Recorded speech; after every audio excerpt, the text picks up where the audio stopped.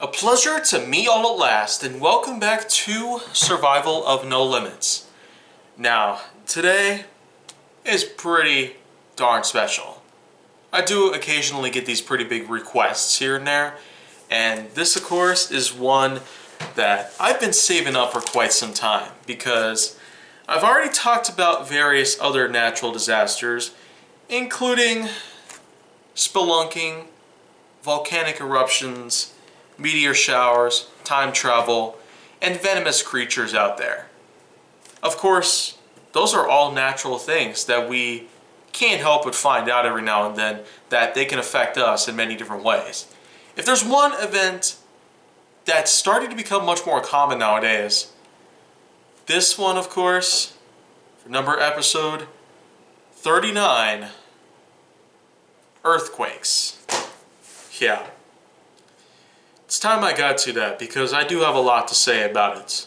First of all, lots of earthquakes have been happening throughout most of the world, especially within the last decade or so. And when there comes earthquakes, there usually comes various other things out there. An earthquake basically starts when different lithospheric plates happen to collide within each other. Pressure immensely builds up whenever they make contact with each other, and they can't really move around very freely, and by the time they do in fact break from each other, the extreme pressure becomes released, and the forceful tension creates a large quake or movement of the Earth's crust. And this does in fact affect others in a pretty disastrous way. The Richter scale is basically how you determine the earthquake itself, from 1 to 12. And typically, when it comes to earthquakes that are at level 12, it doesn't really happen. We have earthquakes that were certainly high on the scale, much higher on the scale than we ever anticipated.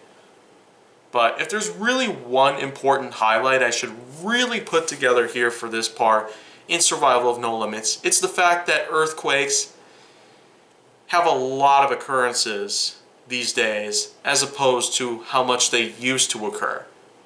But that was mostly because of how difficult it was to coordinate exactly when the earthquake was going to take place, and more importantly, how it was going to take place.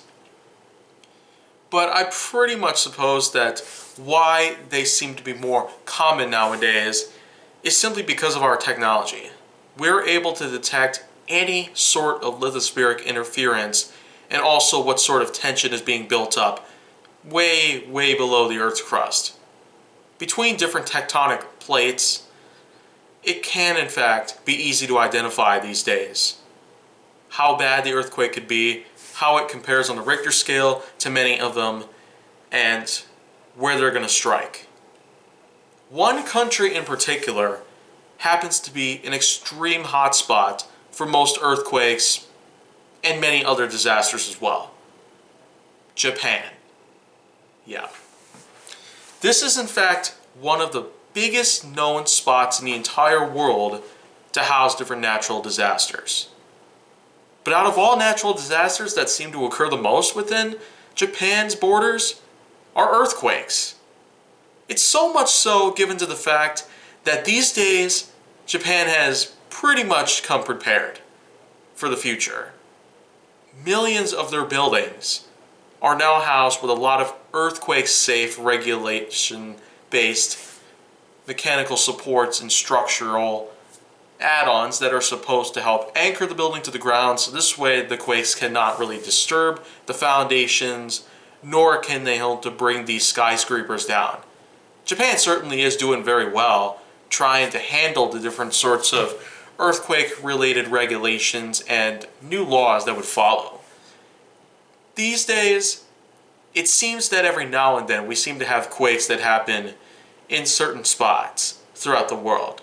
It's mostly because of the tectonic plate placements, the fault line that seems to pretty much stand between two different plates. And the thing about it is that this same exact fault line that circles around the Pacific Ocean, which was dubbed the Ring of Fire, happens to house not only certain spots where you can in fact find lithospheric interference that is in fact able to cause earthquakes, but also dozens and dozens of volcanoes are located along this particular fault line that is situated throughout the Pacific. So, that right there is pretty much a double whammy. But you got to consider that the Pacific Ocean is pretty much the largest point in the world that mostly has water. Out of all spots that seem to be separated by different large continental portions of land itself, the Pacific Ocean is just the largest. It's also because of the fact that it houses Point Nemo, which, if you were stuck out there, which is several thousand miles off the coast of Chile due west, then that's pretty much just one way you can look at it. But overall, earthquakes in general are certainly pretty dangerous. Depending on what the Richter scale clarifies these quakes, it's best to put yourself underneath a table or probably even get one of those popular earthquake beds, which, if there's a quake that's been detected, it will automatically drop you into this giant coffin-looking thing, and then of course, you'd probably be safe even when the building comes down, crumbling on top of you. No matter how big the rubble is. I mean, that actually is a pretty darn good idea for what it is. A pad made to protect against earthquakes? Who would have thought?